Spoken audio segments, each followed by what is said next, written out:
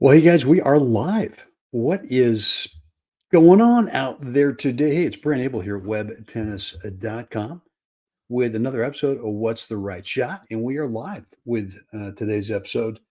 I want to get back to doing some live episodes and some different things. I'll let you know when we're done with today's episode. I got an idea that I want to run by you and see what you think.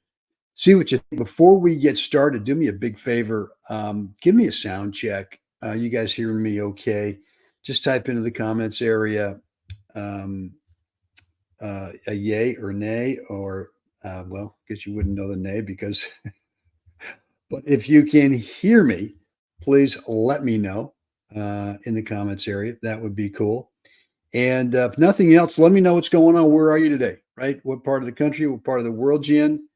Um, and just type that into the comments area. Probably best if you're on YouTube to be able to do that. Um, but yeah, let me know sound check wise if we're all good. So all right. Well, look, assuming that we are, let's get rolling.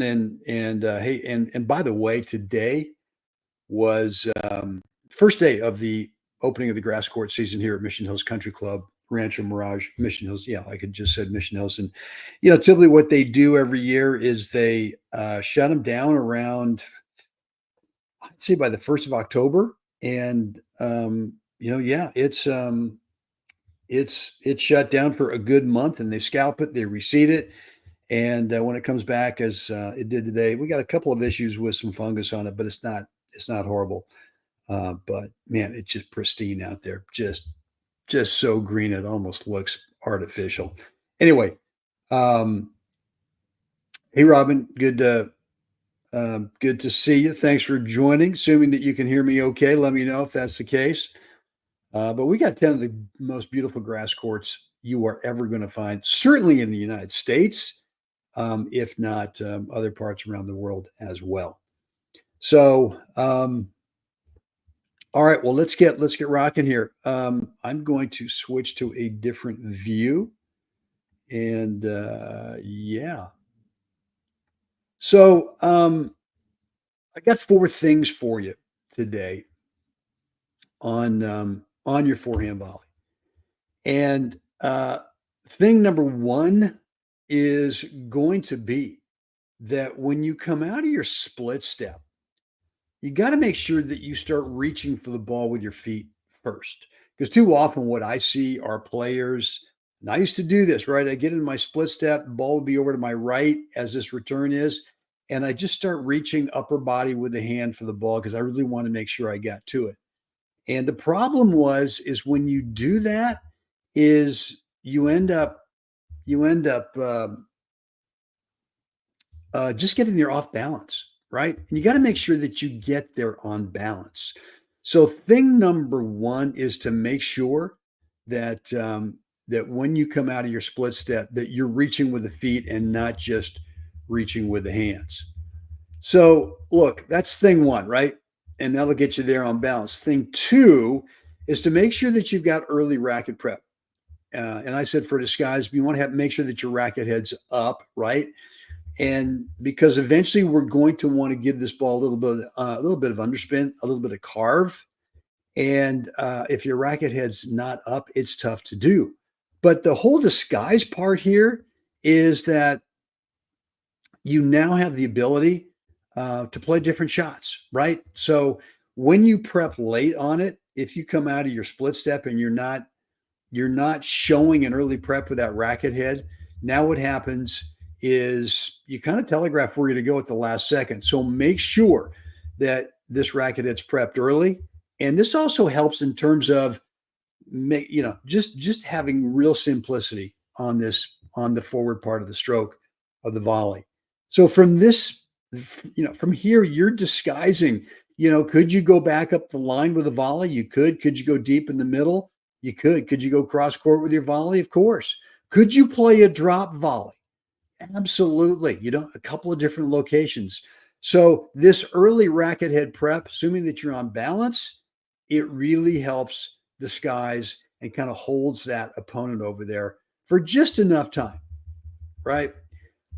whatever is your initial thought, whatever is your initial shot choice, you got to go with it because look, I just mentioned what 1, 2, 3, 4, 5 potential different volleys out of this right here. And if you let that sub menu drop down in front of you, you're like, well, yeah, all those different shots now become potential choices. The chances go way up that you're going to not really bring some great high quality stroke technique. So to me, I eventually learned that what I got to do is to make sure that I don't have that sub menu of shot choices drop down, that whatever it is, just stick with it. And look, this guy's good, right? I can't stop him. I can't stop him with my shot choice from guessing where I'm going, right? If he ends up guessing towards my target right before I hit it, anticipating it, then fine and dandy. But I'm assuming he's going to be able to do that. Good player. Chances are pretty good the ball's coming back. So I'm not thinking about needing to hit a winner. I used to think about that sometimes, and that's when that sub menu of shot choices would drop down. And I'm just thinking, well, what do I have to do to be able to hit, some kind of shot that they won't be able to touch? That's a recipe right there for an unforced error.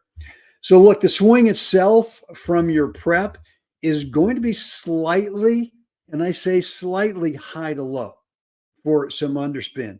Because if you get too much high to low, if you kind of, or maybe you've got the right swing where it's slight, but you cup your hand under the ball. Cupping means that you kind of, as you play, you sort of bring your hand under, trying to get a little bit more underspin. You know what happens is the ball goes over there and it just sits up. So if there's too much high to low, if there's too much underspin, typically what happens is the ball sits up. The ball sits up over there, and you may have hit a good volley, but since it's sitting up, it's not really skidding through the bounce. So look, the swing itself is really minimal, right? It's, I've never ever understood the term punch. That never made any sense to me. Was completely non-descriptive. So for me, it's just more of, you got to get out there and get the feel for what this slight underspin is, and just go for it. I'm not, go for it doesn't mean that you're trying to hit a winner. It just means that you're trying to hit a high quality volley. Again, assuming the guy's going to get to it. And there you go. Look, I'll be the first one to admit that this shot choice here puts me in trouble court position wise if I don't get it by the guy or if I don't really stretch him out. But this is deeper in the match, and I've served and volleyed a few times already in the match, and I haven't showed this shot choice yet. I think there was 1 or 2 times off of this volley where I played a drop volley. I feel really comfortable with that shot, right? I think I played a couple right back down the middle. And so, look, part of shot choice is, well, what's he thinking, right? What have you shown him so far? What are they thinking? And there you have it. So look, those are 4 things, right? And let me kind of give this to you in real time once, and then we'll go back through it slow-mo. But those are 4 things to really think about: the coming out of the split step, reaching for the ball with the feet and not the hands, and then really making sure that you've got early racket prep so that you can disguise whatever shot you want to play, right? Commit to your first shot choice. Just do it. I mean, look, it's not easy. Sounds easy, but it's taken me a long time to be able to just say, screw it. I trust it no matter what it is. I'm going to hit a better shot if I do that. And then let me back up a second here. And then, of course, the 4th thing is just too much high to low, and the ball sits up over there. So hope this has been helpful. I'm going to keep this short and sweet today. Look, let me know what's on your mind down below in the comments area. If you got a question, you got a comment, some feedback, whatever it is, let me know. If you love this short little instruction today, please hit the like button. If you're over there at YouTube, certainly share it. And if you're not already yet subscribed to the channel, do it so that you get, you get updated, alerted anytime I upload new videos and or go live as we are today. And look, one more thing, I've got a free video for you, um, and it's an important video. It's how do we get more natural swing speed? How do we unlock these three natural power sources for power and a high quality spin, especially for your second serve? And you got to be able to make sure that you're not double faulting, on a regular basis, number one. But even if you're not double faulting, you got to make sure that that second serve is just not sitting up over there, right? And so the way you do that is with some natural swing speed. I got three natural power sources for you I want to give to you. It's a free video. The link is in the description area if you're on YouTube, which is down below. All right, guys. Hope this has been helpful today. As always, it's time. We got to get out there. We got to help someone else have a spectacular day. Guys, I will see you again next time.